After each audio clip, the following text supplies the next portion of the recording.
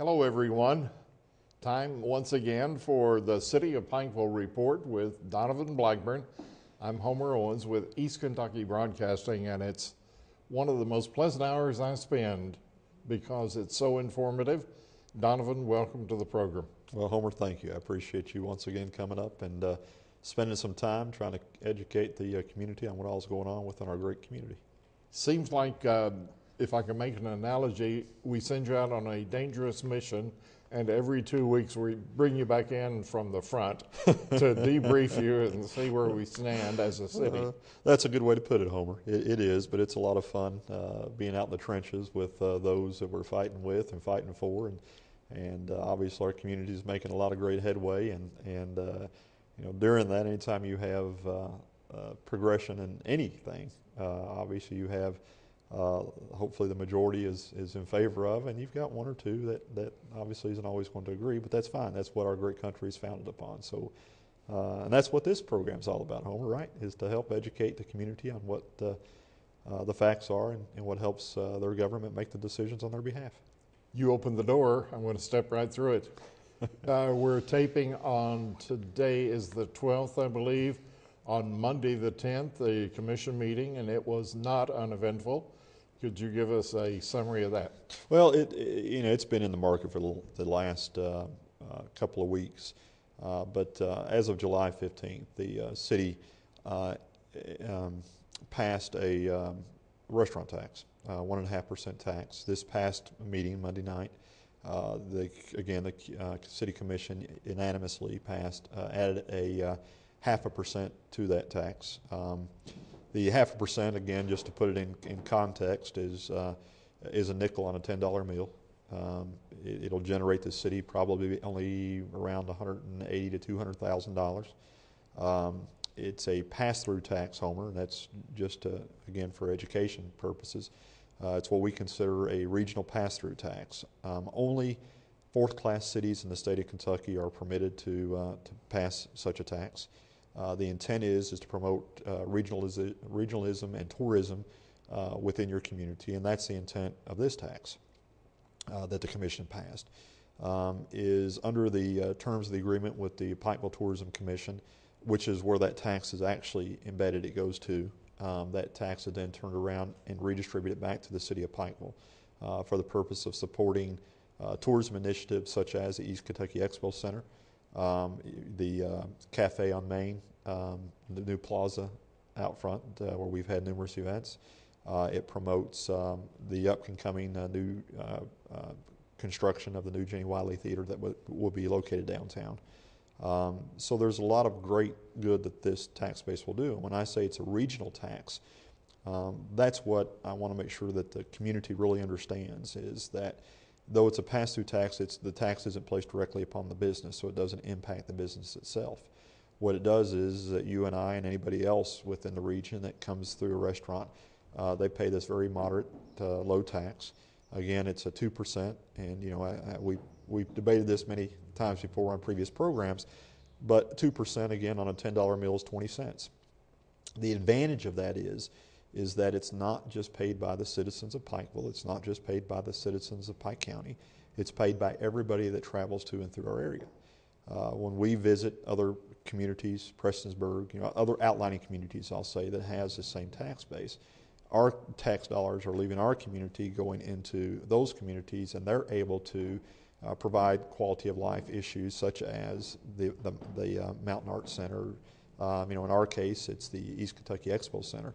And many, many other initiatives that other communities utilize this tax base for.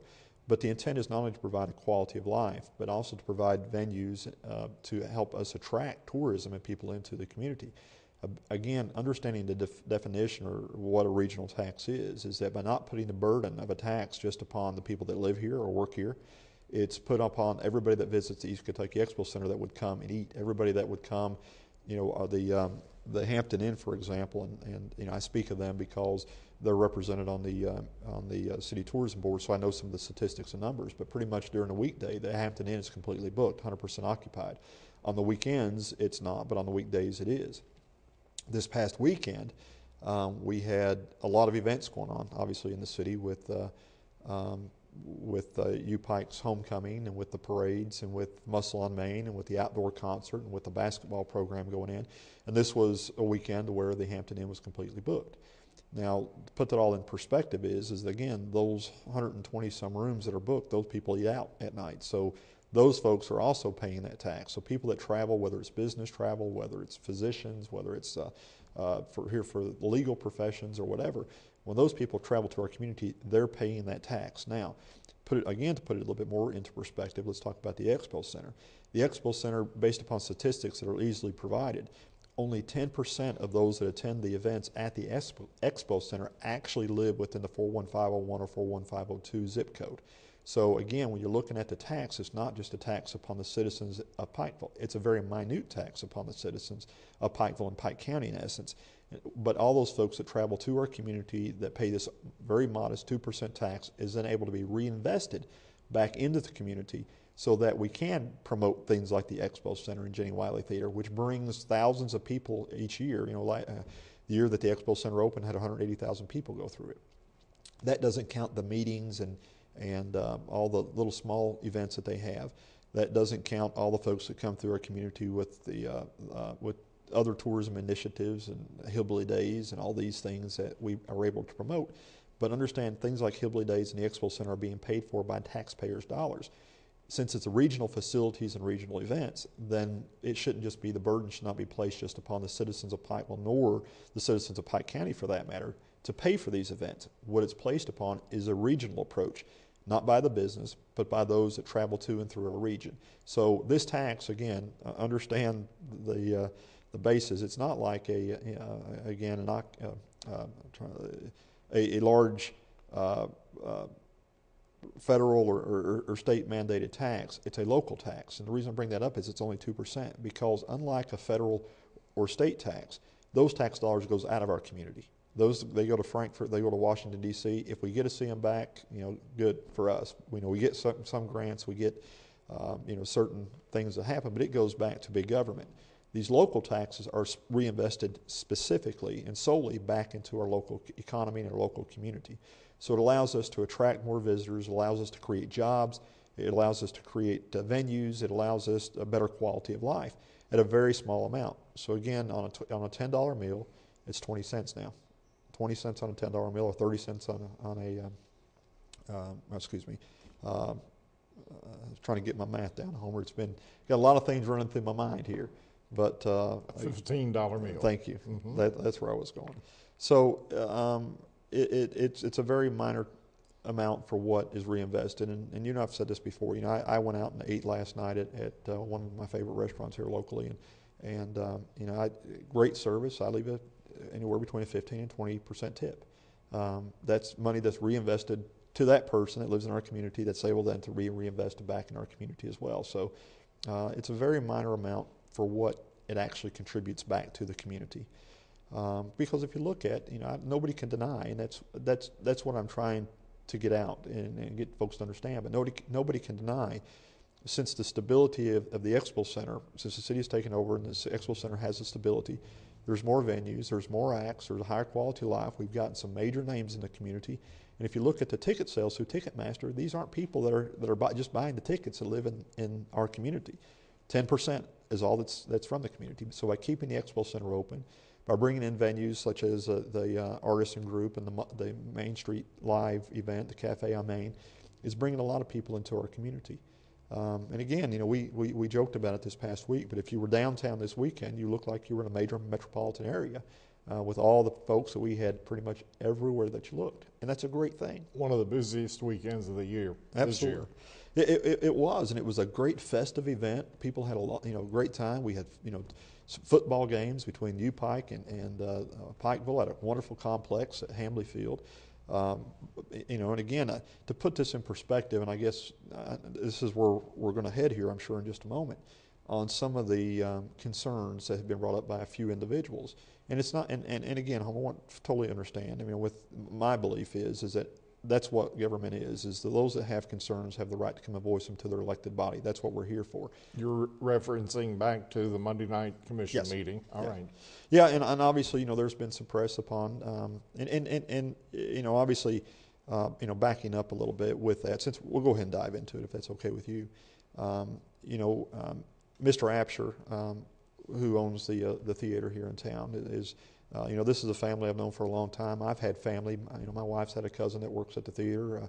Cinema 10 complex Yes, in downtown Pikeville. Downtown Pikeville. Great facility. They're looking at doing some upgrading, and we fully support that initiative, and certainly agree that Mr. Apsher has an entitlement to his opinion.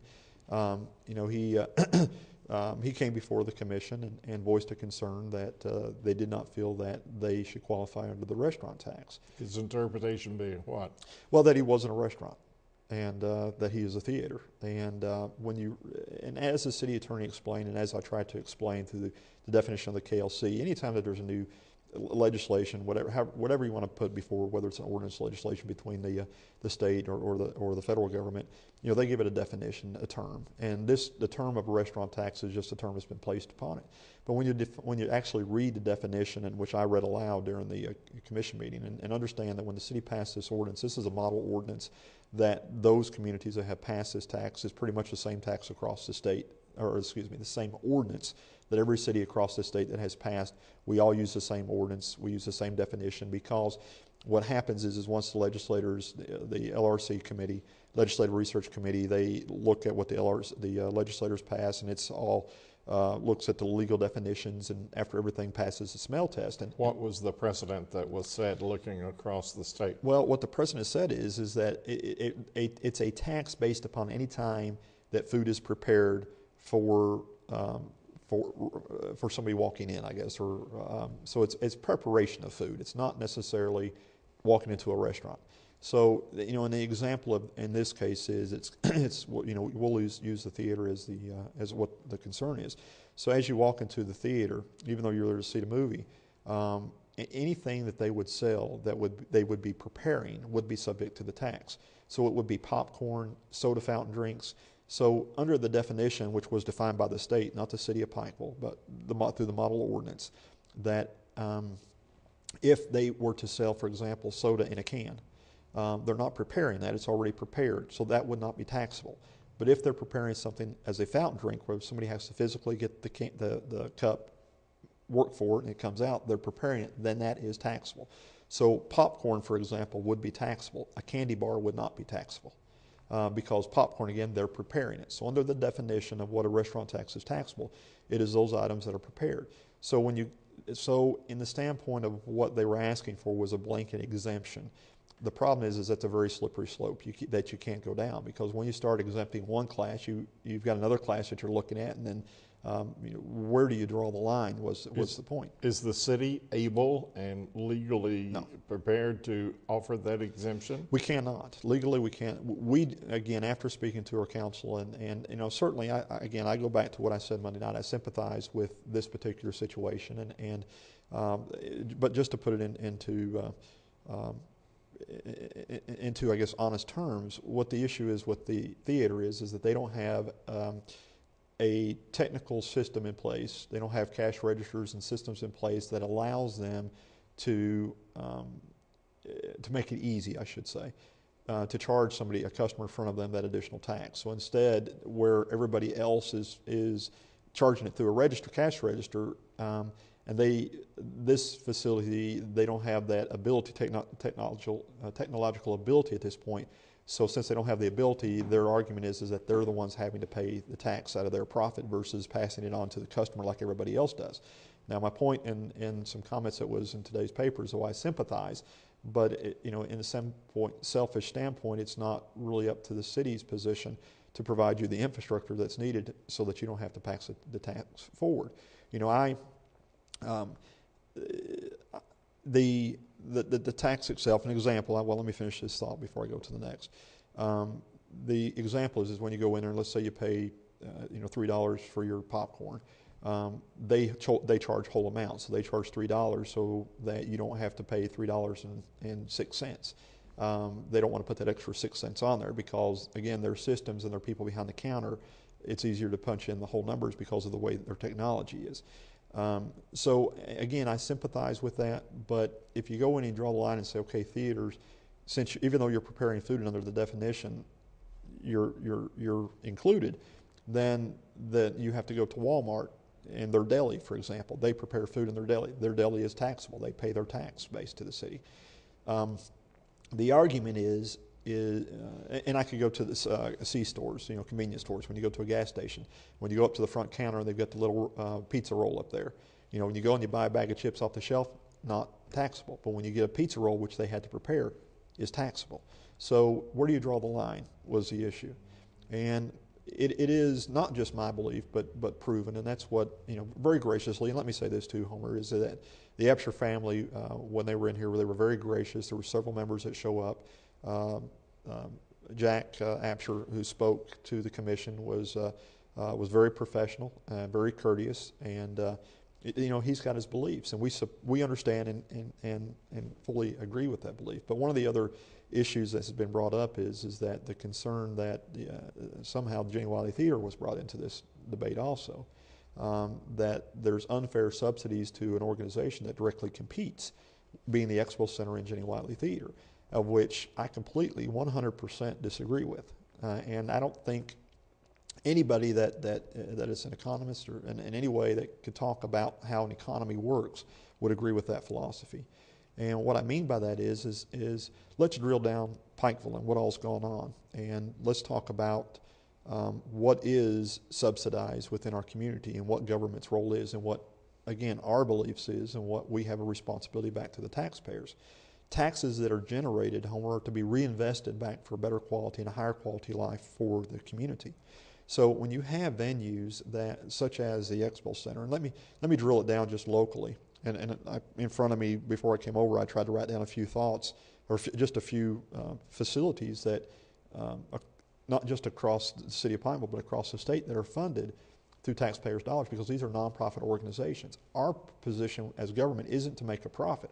Our deal is to generate tax base to reinvest back into the community, to create an economy, to create jobs, create venues, create higher qualities of life. And in turn, those tax dollars comes in and it allows us to provide the services along with the facilities. So with these services, we're able to provide fire protection, police protection, water, sewer, all these different amenities that creates not only a community, but a higher quality of life. So when you drill it down and you look at facilities across the state, when you look at Rupp Arena, when you look at the Yum Yum Center, when you look at the East Kentucky Expo Center, when you look at Jenny Wiley State Park, you look at Stonecrest, you look at the MAC, and I could go on and on. All these facilities are funded through subsidies.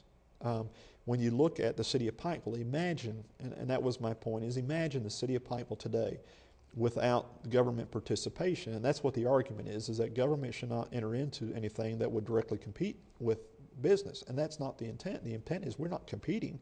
We're providing services to create a draw by creating that traffic flow. I go back to this weekend. How many people would have been downtown this weekend if it had not been for government reinvesting those tax dollars back into their community?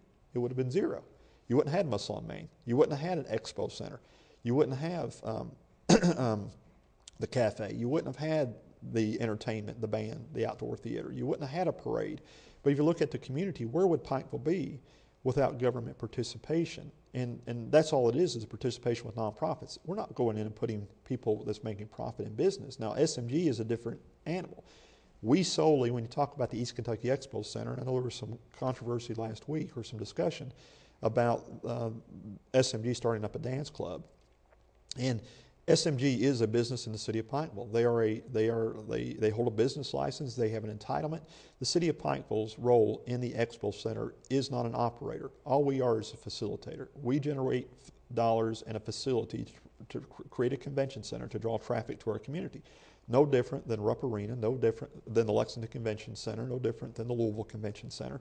That draws people into your community. I received, the irony of this is when I received a call last week questioning why the city was involved in this dance club, which we are absolutely not. That's SMG. They did a press release, and I simply told the university that they were catering to the university to create a club for the students to keep responsible students downtown where they were within walking distance of their doors and give them some venues and some outlets of things to do. But the irony when I received the call was I was actually at a convention in Lexington, and I was at the Kentucky League of Cities convention. Which you may give us an update on that before this program is I, over. I will definitely do that. It's a great convention. I look forward to it every year. You got 419 cities in the state of Kentucky, of which 395 of them are participant with the Kentucky League of Cities. So I was at a convention, but the irony is when I received the call, my wife attends the convention. I go to all my meetings, and then in the evening we spend time out doing whatever things in Lexington, and that was my point. And you pay the restaurant tax in Lexington. Absolutely, that's where I was going. Oh. Instead of staying at the convention center, we have not to stay there to eat. We have to go out and go to a restaurant to eat. After we go to a restaurant, we go and we shop. After we shop, we go to a movie. That's our theme. That's what we usually do when we go to Lexington. So I'm taking my tax dollars, or my earned dollars from my community, and I'm traveling to Lexington and reinvesting them in their economy. The tide is turning now in our community. We're inviting people into our community to do the same thing. So as I was talking to the press and responding to this and saying, understand, by having a convention center in Lexington is the reason I'm in this restaurant getting ready to eat. I was getting ready to go into Carrabba's and have a little Italian meal there with my lovely wife, and I said that's the irony of this and that's what happens in our community as well. Without these venues, you lose that traffic, you lose that business. So these facilities are to generate traffic, they're to generate a higher quality of life. Let me open up another line of thought here. Please. Just for a second on the same subject. You're not insensitive to the Absher family and their investment no. in a business trying to make a profit and looking out, and their first reaction is they see entertainment dollars going to another venue, right, to another corporation, the city of Pikeville. Well, and again, I'm not unsympathetic, but here's the counter argument. Homer is that how many of those folks would be passing through our community if it wasn't for those venues? In other words, if you're going any business, and I come from retail, so I understand retail probably better than I understand this business. But you have an area, what's called an area dominant influence, an ADI. You take a business and you put it in the center and you draw a ring, and that's the market share that you pull in. When you look at and that was my point earlier, when you look at the Expo Center, only 10% are within the city of Pikeville. The other, out of 80,000 people, only 10% of those were from Pikeville that attended those massive events, okay? The other folks are from outlying communities. So though you're competing with some of those dollars, now what you're doing is you're pulling a much greater crowd in that eventually sees the theater, goes to the theater. It becomes a destination. It may not on that night.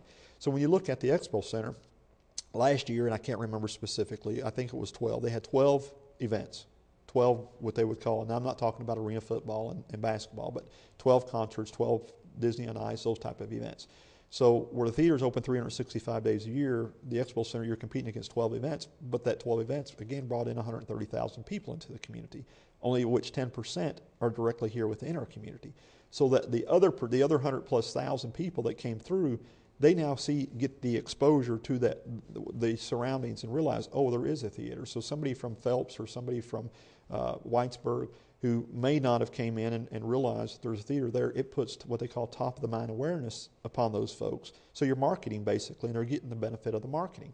But what also statistics shows is that once people feel comfortable with traveling to a destination, i.e. Lexington, when we do, you can ask yourself, if you've ever gone shopping, where do you go shopping at? It's either Lexington, Louisville, Huntington, or Charleston. You've created a trend.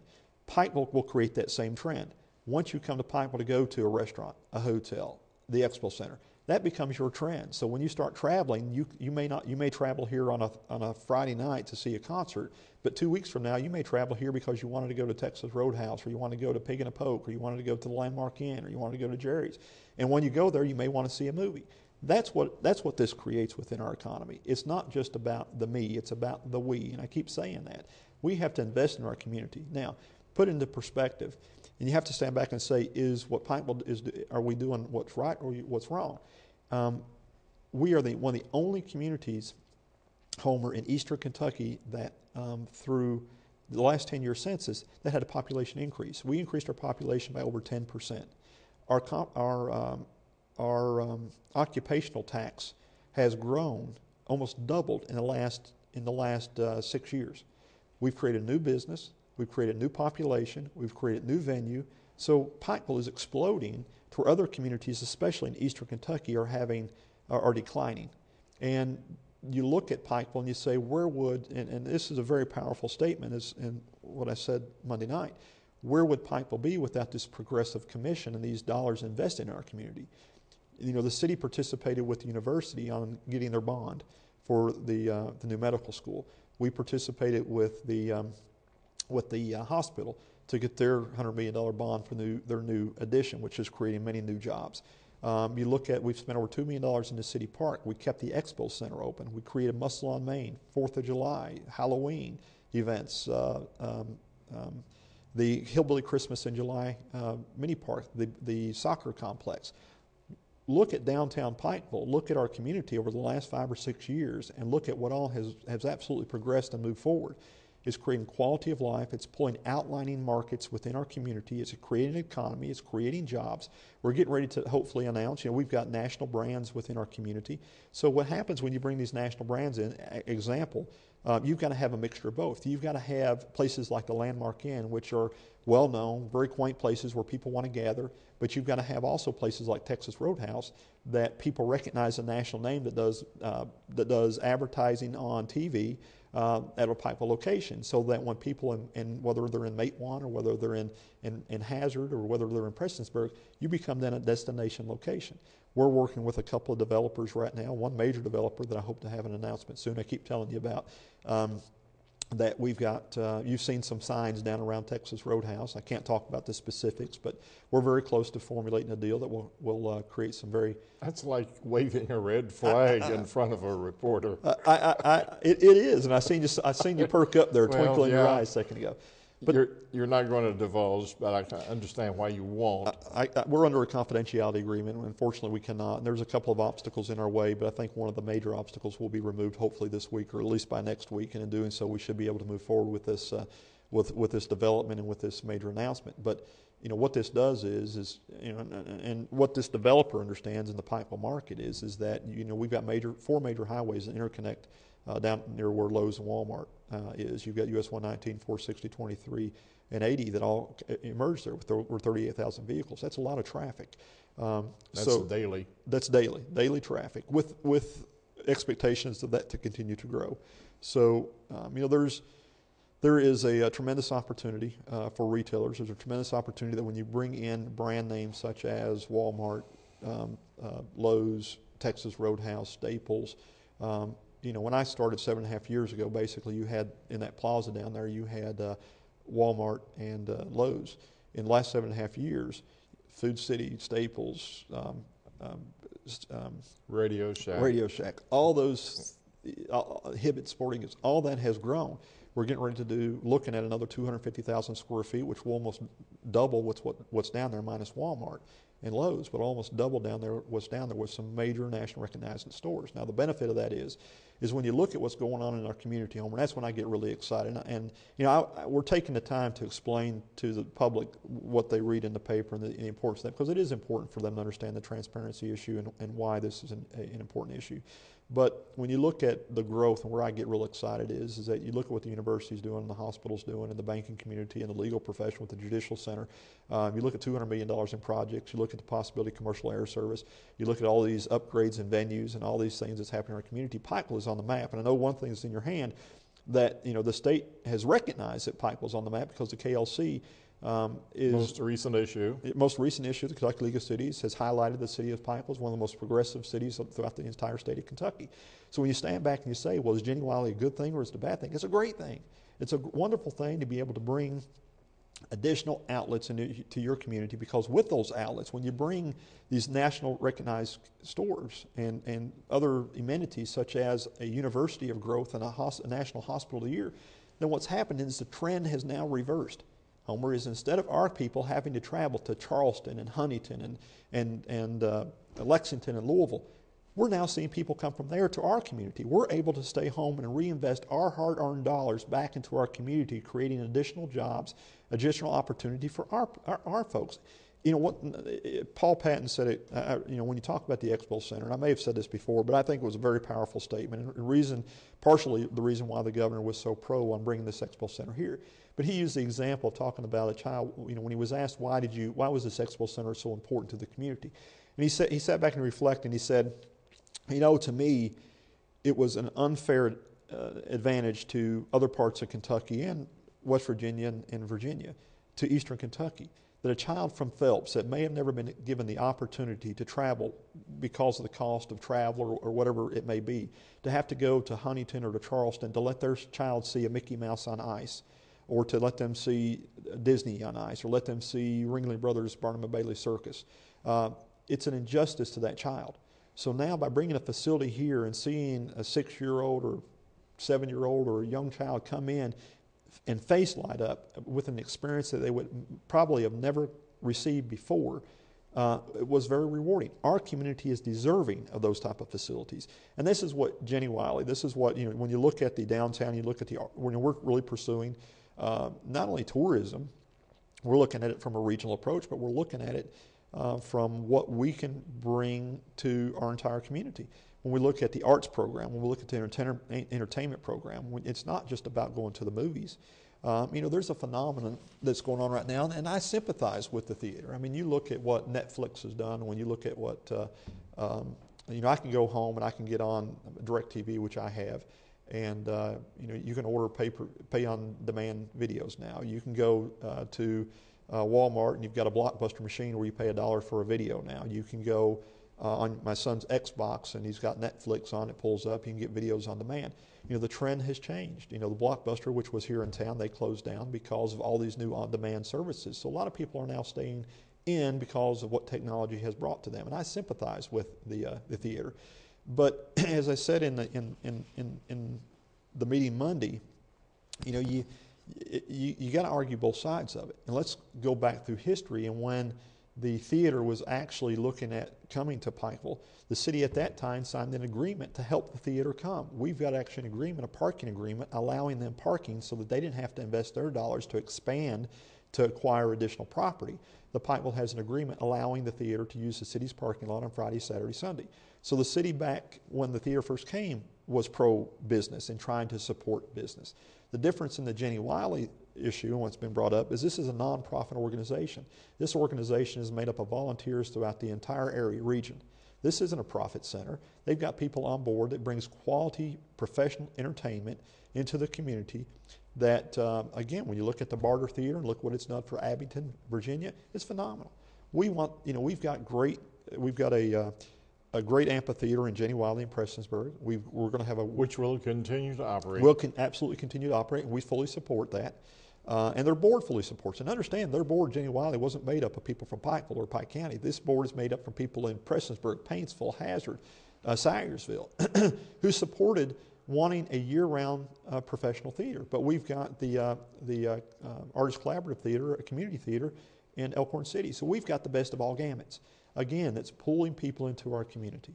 And, you know, we're proud of what Pikeville is growing into. We're getting recognized, I know, you know, through the Kentucky League of Cities and through, you know, many other venues. We've got Hal Rogers that will be in Pikeville. I think it's on the 19th up at the university. Yes. Hal's coming in, but I just got off the phone with Chris Gergel, one of his assistants. Chris is a great friend, you know, and Hal's done a lot of wonderful things for all of Eastern Kentucky and more specifically Pikeville. But, you know, the parking garage is here because of Hal. You know, we're talking to him about possibly a new parking garage as well. You know, Hal, through his congressional support for commercial air service, wouldn't have been possible without Hal and of course Senator McConnell also. And Senator Paul endorsed this commercial program, commercial air service program. And they will continue to be a player as you develop the airport situation. Absolutely, we've got to have them, but they understand the importance of opening up Eastern Kentucky to the world, not just to other parts of Kentucky. But you know, we want our fair share also. We're entitled to. You know, nationally, you know, it frustrates me. You know, I was away for about 10, 12 years. When you go away, even in Kentucky, and you talk to people that have the perception of what Eastern Kentucky is. And then when you see them come here and you realize, and they see, oh my gosh, you got a hospital that's unbelievable, a medical school, and they all do dental school. This expo center is phenomenal. These hotels are absolutely wonderful. Your downtown area is just absolutely unbelievable. Your community's clean. Your people are well educated, and you get those things. And you have to understand, Homer, what an economy is and what it takes to create an economy. Is you have to give quality of life for the hospital to grow, for example. And obviously I'm passionate about this, and I don't mean to get on my soapbox, but when you talk about the hospital, you bring a physician into the market. And that physician buys, they buy the home, they're here for the duration. But that one physician creates multiple support positions, office manager, nurses, et cetera, et cetera. Those people come also. But to get the physicians and those folks that want to come into your community, why are they going to leave in New York City or Los Angeles to come to Pikeville, Kentucky if there's no shopping, no places to eat, no entertainment, all the amenities that they just left? By them coming, though, creates millions of dollars worth of reinvestment in our community. It creates other positions. It creates demand for housing. It creates a demand for services. It allows our community to grow. When you look at the University of Pikeville, that's why I keep talking about the legal profession. When you look at what having the court system here in downtown, why it was so important to have the judicial center down on Main Street, it's our economy. Those attorneys that come to our area because of the energy, because of the legal or the medical professions and all those. But when you look at the university, the community continues to expand. But what's been frustrating over the years is that we lose a lot of our young folks. Homer, as you know, we lose them to other parts of the nation and Kentucky. They go for their education to UK. They go to Moorhead. They go to U of L. They go to Richmond, Eastern. And they stay there. They don't come home. They go down there because they like the quality of life. They like either the nightlife. They like the shopping. They like all these amenities, and they don't come home. So we lose our best and our brightest to other parts of the state. They benefit from. Those are our future entrepreneurs. Those are the people that reinvest back in the community. By the new direction is what I'll call it, and I applaud Governor Patton and James Hurley for what they're doing with the U-Pike. They increased their enrollment since 2007 from a little over 900 students to 1,800 students, going to 2,500 students. Those are the best and the brightest of our area, and a big part of that. Now, they've got 34 states represented, I believe, is up at the university, either 34 or 38. But still, a big part of their folks up there are people that will more than likely stay in Eastern Kentucky. It's my kids. I've got a 25 and a 26-year-old. One of them went to the school on the technical school, community college, and the other one went to community college and then transferred to U-Pike. But now, by going there, they decided to stay home, and now they're professionals here within our community. They're reinvesting back in our community. They're keeping our population continue to growing. They're providing those services. They're redirecting those dollars back into our community, which creates additional income, creates additional demands. But now with what U-Pike has done and with that growth, if you look at Pikeville, for example, with a 10% population growth, which is a little less than 1,000 people, well, the university grew by 1,000 people. So just in the last 5 years, we've had another 10% growth in our population, and it's been simply through the university. But if you look at what the hospital's done, what the legal profession's done, what the financial community's done, because if the hospital does well, if the college does well, those are investors that will come back in and they'll have to have legal services. They'll put their dollars back into our community and our banking community. But you got to give them things that they want to do. You got to give them police protection. You got to give them fire protection. You got to give them things, you want them to kayak on the river with a river trails program, an RV location. You want them to be able to play soccer on a premier $1 million soccer complex, go to a show at the Expo Center, have a nice place to eat, go get quality clothes. That's what keeps people into your community. If you do nothing, then you fall behind. Those that invest in their community and make these things happen are the communities that thrive and move forward. And that's why I respect, Mayor Justice and these 4 commissioners. I've said this several times, Homer, and I'll continue saying it until I'm blue in the face. These guys serve their community. They're elected. This isn't a glory job. They get the phone calls about the potholes and the dogs and all the things that they get, but they do it for a modest $3,000 a year. $3,000 a year. I guarantee you they spend more in gas and on cell phones, and because we don't provide them cell phones, we don't provide them cars, we don't provide them all these luxuries. They don't get all that. They get a modest $3,000 a year job. These city commissioners do to serve their community, but they get the headaches that comes along with it. But more importantly, they get the self-satisfaction knowing that they're serving their community and they've been able to see their community grow like no other time in Pikeville's history, as far as I'm concerned. I grew up here. This is home to me. I'm very proud and been blessed by the fact that I'm able to serve my community, use the talents that the good Lord gave me. And I don't think anybody that you ask in the general public on the street, now they may not agree, and that's what this great nation's all about. But I don't think anybody in this public will agree in this community that the quality of life hasn't improved tenfold over the last 5-10 years. Catch your breath there for a moment. I will Donovan. take a breath. You talk for a little while, And Homer. Try to crank up your enthusiasm a little. You're a little bit laid back. Let me ask you a specific question. Uh-huh. The Jenny Wiley Theater, downtown Pikeville, what stage is it in? That's the first part of the question. Very good. And 0.5% on the restaurant tax, how long would it take to generate enough money to build that theater, which I understand that 0.5% is earmarked for that purpose? The answer is that's the intent, yes. And a lot of things, Homer, will depend upon the circumstances. And what I mean by that is that the committee, there is under the contract that we have with the Jenny Wiley Theater Board, there is a building committee that has been set up. There's 3 members from the Jenny Wiley group, and there's 3 members from the city. For the city, it's myself, Commissioner Barry Cheney, and Commissioner Jimmy Carter. And you've got our meeting is actually on Thursday, tomorrow.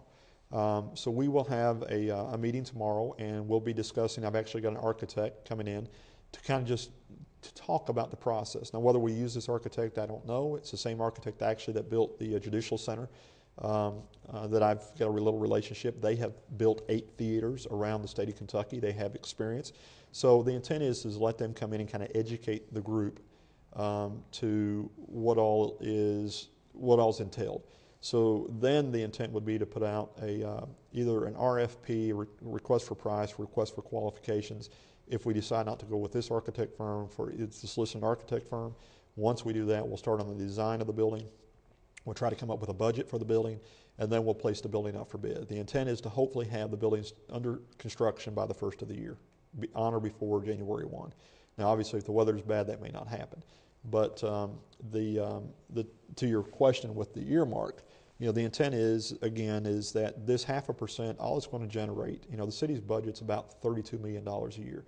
It's going to generate about $200,000 is all this extra 0.5% is going to generate. Per year. Per year, $200,000 per year. So if the intent is let's say the building equates out to $1.5 million, we'll look at borrowing on a note. It may be more than that because Jenny Wiley is coming forward. They're going to be doing some fundraising to contribute to the building as well. What the intent is that when we end up with a budget, then we'll know what kind of building we're going for.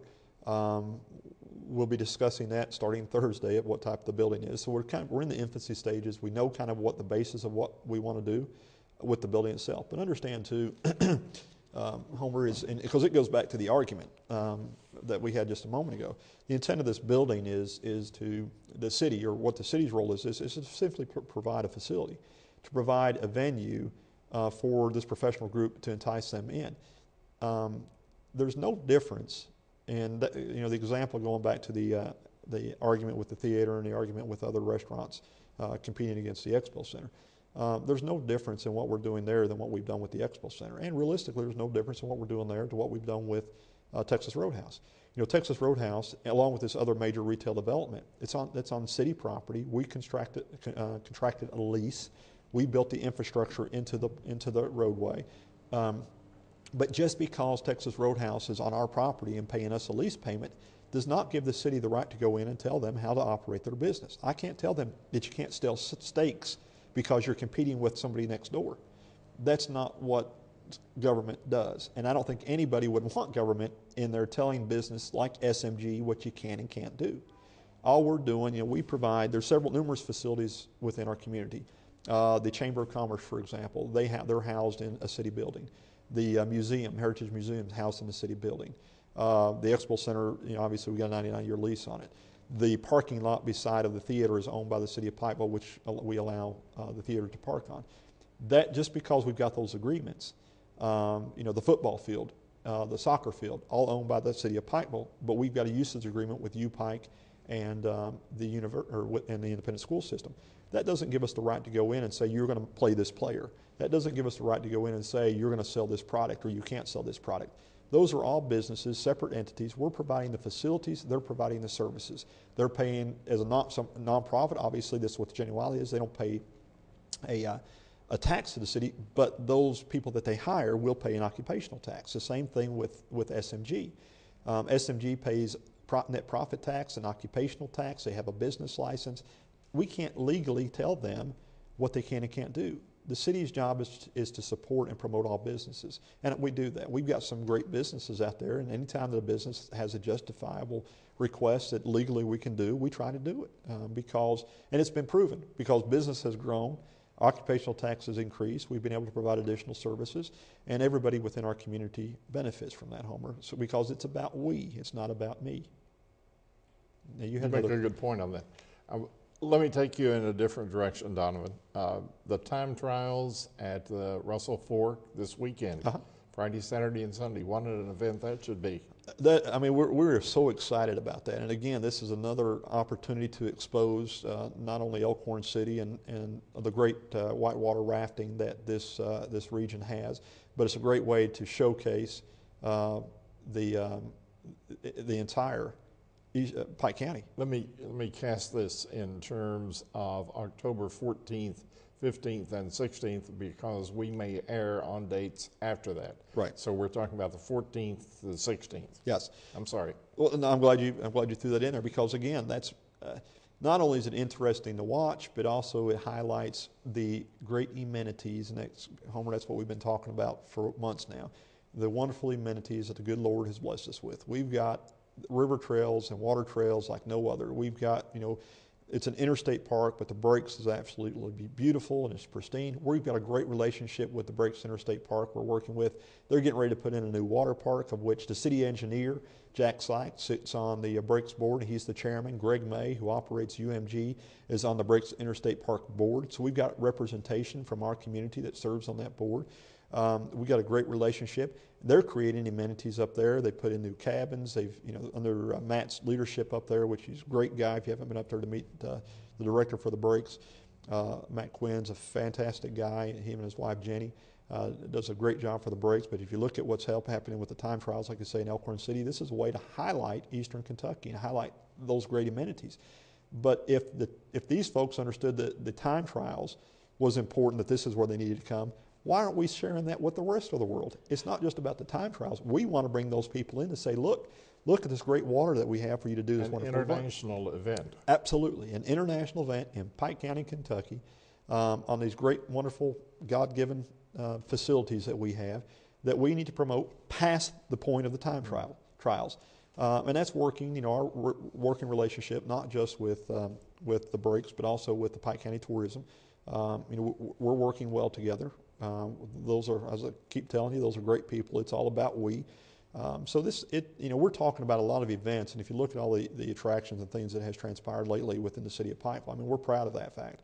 But there's a lot of things around us, Homer, that, I've got a meeting this week with the Chamber of Commerce, with Brad, the Southeast Regional Chamber, and they've taken on a project, which I'm very appreciative that they were willing to do this, but they're getting ready to create a catalog. And it's going to highlight all the counties that they serve of all the tourism attractions within those counties. So you'll get one booklet, be able to flip it over to Pike County, see a map of all the different attractions and what all's available. We can take those and market those. And that's why that we just put Sean Cochran into a new position with the city, because he's going to be going to, like I said, Georgetown and Lexington and Richmond and the Flatlander areas, and trying to recruit businesses to have retreats here within our region. That's his job this weekend, this winter, before the season starts back up for us. So we're partnering with a lot of folks. Another partnership that we just formed was with the YMCA. They are taking over the city's paintball program. We're actually partnering. They're going to have a full-time person they're going to be outside in the paintball arena there. And if you don't know where that's at, it's right behind the YMCA if you drive up Bob Amos. City's invested in putting a arena out back. The city owns the property, but we leased it to the Y. We went to the Y and said we'd like to bring this paintball. What used to be a driving range location. Driving range location. And that's, paintball, again, is another outlet for our youth, but it also is a great tourism event. You get a lot of people throughout the state, which I would have never guessed this, but they travel from town to town to town, and they have these massive tournaments. We're going to be doing the same thing, but folks will soon be able to go on either the website or go up to the YMCA, and we have bought the equipment, the paintballs. I mean, you can rent a gun. You can, the actual YMCA will be renting those out, and they'll be keeping whatever profit there is to keep the YMCA going. Again, another nonprofit organization that the city has partnered with. We bought the equipment, but we're allowing them, since they're investing their time and facility, to generate the profitability off of it, because we're not into making profit. We're into providing services for our community. So when you look at Bob Amos, Homer, you look at, we invested over $300,000 on the top of Bob Amos with the new 2 shelters up there. We've actually added 3 shelters up in Bob Amos Park. We rent those shelters out at how much? 0. We don't charge a dime. People go on the city's website. You can rent a shelter. Becomes a misnomer if you don't charge. Well, you don't rent it. It's funny because you would not believe you book it maybe. Well, there you go. You rent it, you book it. It's how many calls that we get asking how did they pay? They went online and they put it in, but they don't know, they didn't take any money, and that's our intent isn't to, again, generate funds, it's generate quality of life. But the commission did that. They resurfaced the track. We added new lights to the tennis court. We resurfaced the tennis court. Put a $400,000 new sidewalk from the bottom of the hill. Put a $200,000 walk, 5-mile walk trail through where the old cross-country trail is. $700,000 investment in the new RV park and new bathrooms. We put $1 million in the new soccer complex up there. I just spoke to the University of Pike, James Hurley, and Governor Patton. They're going to add on to the concession stand up there, creating some bathrooms and shower units for the soccer teams up there.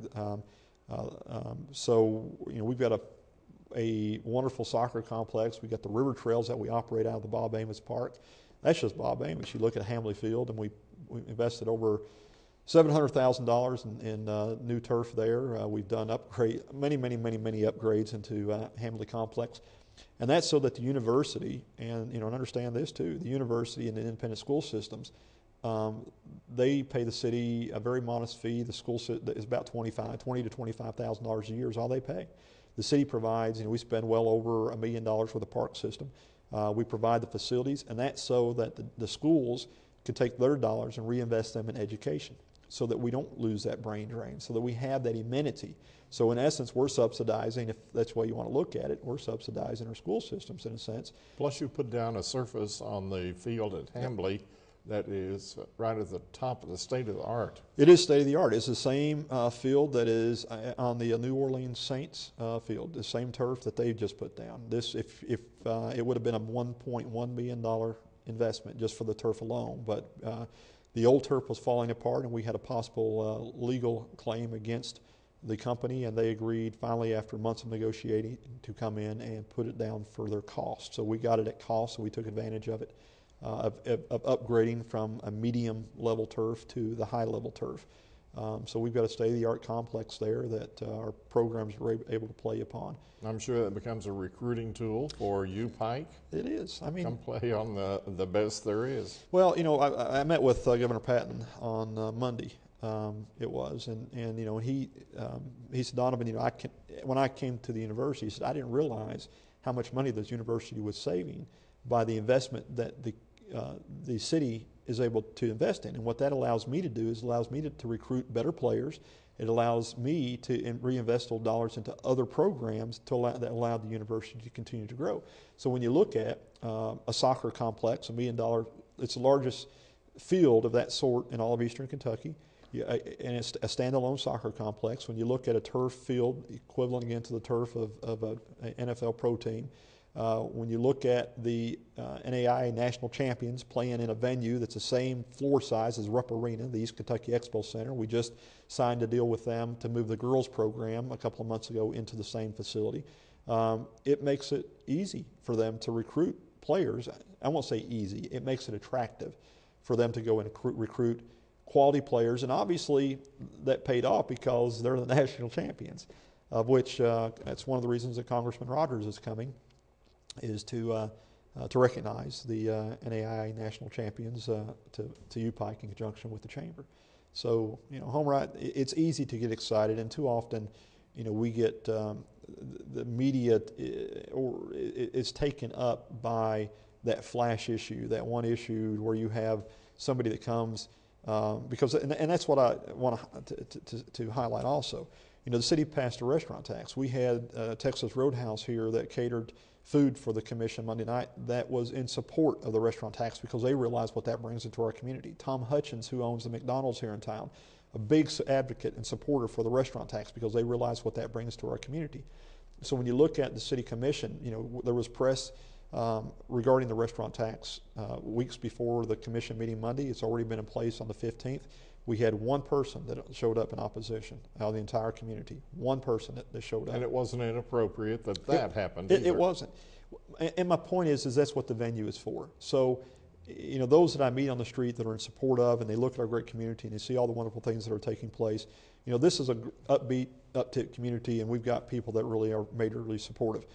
Unfortunately, a lot of times the press dwells upon when that one person shows up. They don't dwell upon a lot of times the thousands and thousands that's tickled to death when you go down and see Muscle on Main and you see all these people down there that are having a great time, because those folks don't come to the commission meetings and voice their satisfaction. Their satisfaction's in the giggles and the smiles of their kids and their folks.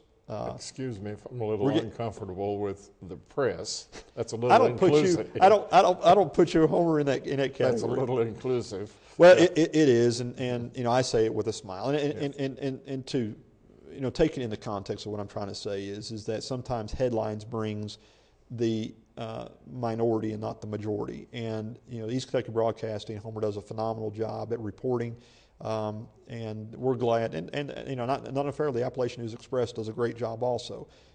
Unfortunately, at times, what I'm saying is if the only thing in front of you is what the issue is at hand, and that's what we tend to report upon because that's the circumstances at hand. That's why I love this program, is because I've got Homer that's able to come down here and to drill it down to get the entire story out there versus just that one flash of that whole event. So this is a blessing. I will say I start the program before we go on camera by asking you anywhere you don't want to go. Yeah. And you've told me every time, nope. I appreciate you saying that, Homer, and I've said this time and time again, you don't hold back. You're asking me the hard questions, you're bringing up the issues that's in the paper, and that's what transparency in government's all about. We have nothing to hide. This commission is thrilled with the progress that this community is making, and though we get the calls about the potholes, we get walking on the streets of pats on the back of how great this community is. And when you receive, and I've said this, and not to boast, because it wasn't Donovan Blackburn, I want to understand before I make this comment. It was this community that allowed this to happen. But we started talking about the KLC. Because of what this community has done and what this commission stands for and what these guys contribute their time for. I was blessed to receive last year the City Official of the Year out of 395 cities. The little city of Pikeville was selected as City Official of the Year. You had 2 entrepreneurship awards, enterprise awards that the city received. You had the East Kentucky Leadership Public Official of the Year award that the city received. We've received national recognition in the Lane magazine, Lane Report. We received the Kentucky League of Cities highlighting our community. Our community is being recognized as a very progressive community, and we're proud of that fact. And I love doing what I'm doing, but it doesn't come without opposition. That's what this is founded upon. So I believe in transparency, and when there is issues, throw them out there, discuss them, let the people know what the facts are, and let them make up their own mind.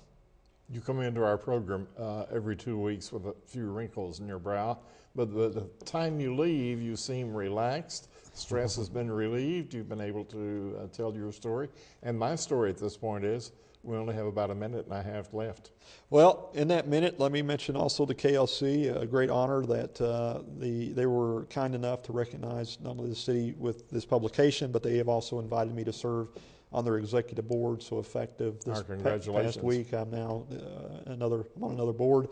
But it's a great organization because they cater to not only the state, but they've got a great voice in the legislators, and they do a lot of great work. So, and then on top of that, with that plug, Homer, again, I appreciate all that you do for this program. You don't make it easy on me. You may see me relieved now, but I'm usually sweating in the beginning because I'm wondering where you're coming from. But I don't, that's the intent, is we don't Like want to you, hold I'm back. Pikeville oriented, by the way. Absolutely. Absolutely. And we appreciate all that you and your organization does. You do a great job for our community. Good. And a great You job can start service. paying restaurant tax in Frankfurt now, I understand. Or is it Lexington? Lexington is pursuing. But hey, if it stays in Kentucky, and creates an economy, hey, I'm all for it. Thank you so much for joining us, Donovan Blackburn, the city manager for the city of Pikeville. A bi-weekly report, and we'll look forward to seeing you in a couple of weeks. I'm Homer Owens. This is Pike TV Public Affairs Programming.